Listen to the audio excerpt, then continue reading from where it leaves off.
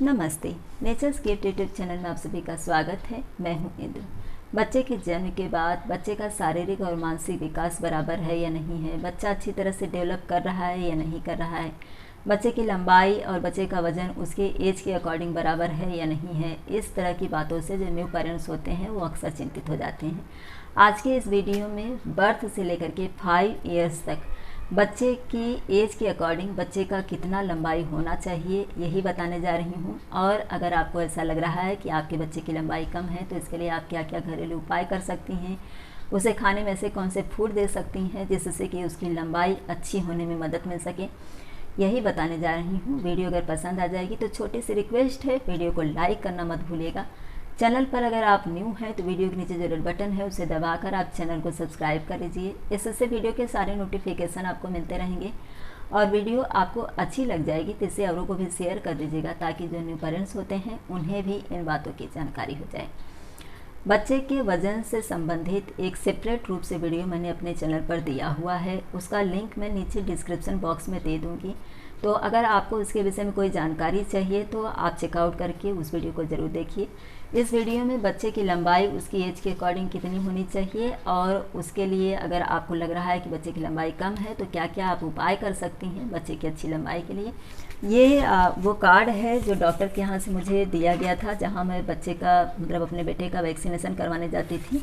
इसमें एज के अकॉर्डिंग दिखाया गया है कि बच्चे की लंबाई किस महीने में कितनी होनी चाहिए। ये आप देख रही हैं, यहाँ पर बच्चे का चित्र भी बना हुआ है और उसके हिसाब से दिखाया गया है कि किस महीने में बच्चे की कितनी लंबाई होनी चाहिए, कितना उसका वजन है या होना चाहिए और उसको कौन कौन से टीके लगने चाहिए। ये पूरा चार्ट में अच्छी तरह से इस तरह से दिखाया गया है। इसे मैंने इस तरह से लिख करके ले लिया है तो आपको मैं यहाँ पर दूंगी तो आपको समझने में ज़्यादा आसानी होगी। मैंने इस जो इसमें कार्ड में जो लिखा हुआ है वो सेंटीमीटर के हिसाब से लिखा गया है और मैंने उसे फुट के हिसाब से इसमें लिखा हुआ है और मैं आपको सेंटीमीटर के हिसाब से भी ज़रूर बताऊंगी तो आपको समझने में आसानी होगी। बेबी गर्ल की लंबाई कम होती है, बेबी बॉय की लंबाई ज़्यादा होती है। बर्थ के समय में बेबी बॉय की जो लंबाई होती है वो 1 फुट 6 इंच होती है। बर्थ के समय में बेबी गर्ल की जो लंबाई होती है वो 1 फुट 5 या 4 इंच हो सकती है। 3 to 5 मंथ में बेबी बॉय की लंबाई 2 फुट होती है और बेबी गर्ल की 3 to 5 मंथ में 1 फुट 9 या 8 इंच तक लंबाई हो सकती है। 6 to 8 मंथ में बेबी बॉय की लंबाई 2 फुट 2 इंच तक हो सकती है और 6 to 8 मंथ में बेबी गर्ल की लंबाई जो होती है वो 2 फुट 1 इंच तक हो सकती है। 9 to 11 मंथ में बेबी बॉय की लंबाई 2 फुट 4 इंच तक हो सकती है। 9 to 11 मंथ में बेबी गर्ल की लंबाई 2 फुट 3 इंच या 2 इंच तक हो सकती है।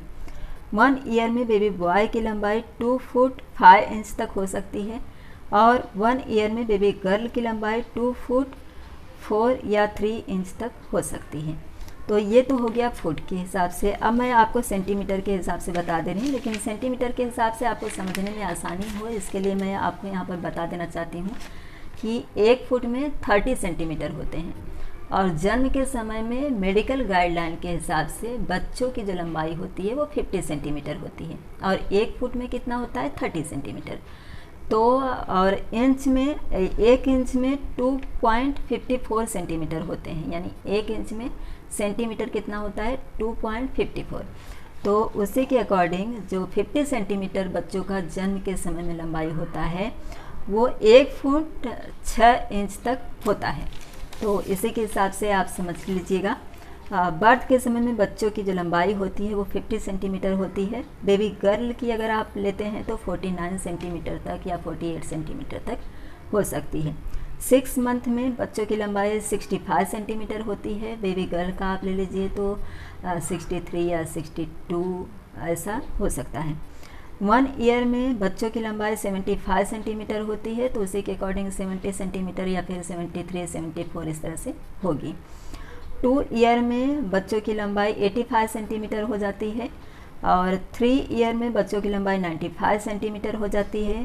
4 ईयर में बच्चों की लंबाई 100 सेंटीमीटर तक हो जाती है और 5 ईयर में बच्चों की लंबाई 110 सेंटीमीटर 15 सेंटीमीटर तक हो सकती है।